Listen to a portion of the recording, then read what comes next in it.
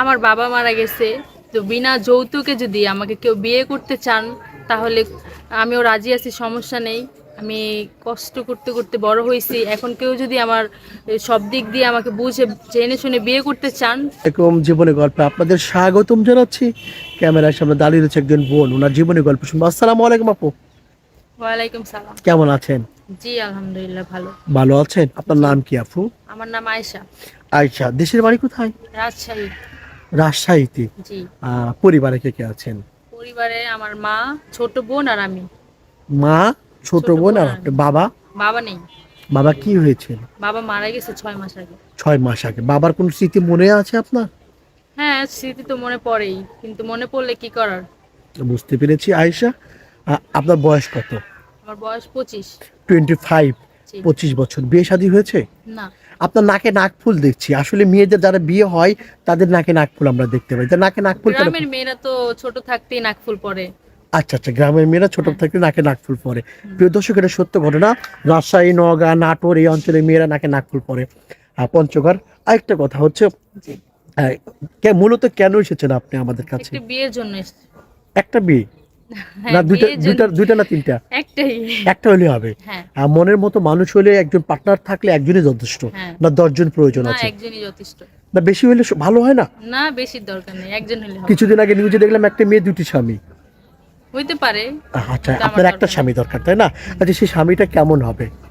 সে আমাকে ভালোবাসবে, আমার সব দিক দিয়ে খেয়াল রাখবে, সে আমাকে আগলিয়ে রাখবে, এরকম একজন হলেই হবে আমার। এরকম একজন হলো। আপনি তাকে ভালোবাসবেন না? না, আমিও বাসবো। কতটা ভালোবাসবেন? অনেক ভালোবাসবো। উনি যদি বলে 100%, আপনি কতটুকু আসবেন? তাহলে আমি 200%। 200%। প্রিয় মানুষকে ভালোবেসে কি ডাকবেন? কত কিছু তো ডাকে মানুষ। আপনি কি বলে ডাকবেন? কেউ ময়না জান ডাক। বলে ডাকবো। কেন? ময়না, টিয়া, অক্সিজেন না, এত কিছু জানি না। এসব জানেন না? আচ্ছা, সুন্দরী, আপনিও অসম্ভব সুন্দরী। সুন্দরী মেয়েরা কিন্তু পরকীয়া আসক্ত হয়। ওই স্বামী বিদেশ চলে গিয়েছে, ওই সে ডিশ আলা, টিভি আলা, কসমেটিক্স আলা, জুতা আলা, ওনাদের সাথে প্রেমে পড়ে অবশ্যই। এমনকি পরকীয়া করবেন বিয়ের পরে? না না, তেমন কিছু করবেন ইচ্ছা না? নাই। ইচ্ছে নাই। এমন হতে পারে আপনাকে বিয়ে করে আপনার স্বামী বিদেশ চলে গিয়েছেন, এই সময় আপনি কি করবেন? আপনার স্বামীর সাথে কথা বলবেন, নাকি অন্য কোনো পুরুষের সাথে আসক্ত থাকবেন? না, স্বামীর সাথেই আসক্ত থাকবো, স্বামীর সাথেই কথা বলবো, আচ্ছা, সমস্যা। বুঝতে পেরেছি। আহ, আপনার বয়স 25 বছর। হ্যাঁ। কেমন বয়সের একটা মানুষ চাচ্ছেন?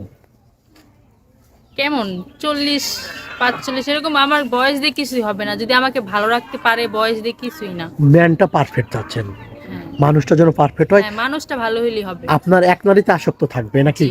না একাধিক নারী? না না, এক না দিতে জানি থাকি এরকম। আচ্ছা, বুঝতে পেরেছি। আপনার সাথে যোগাযোগ করবে কিভাবে? আপনাদের মাধ্যমেই।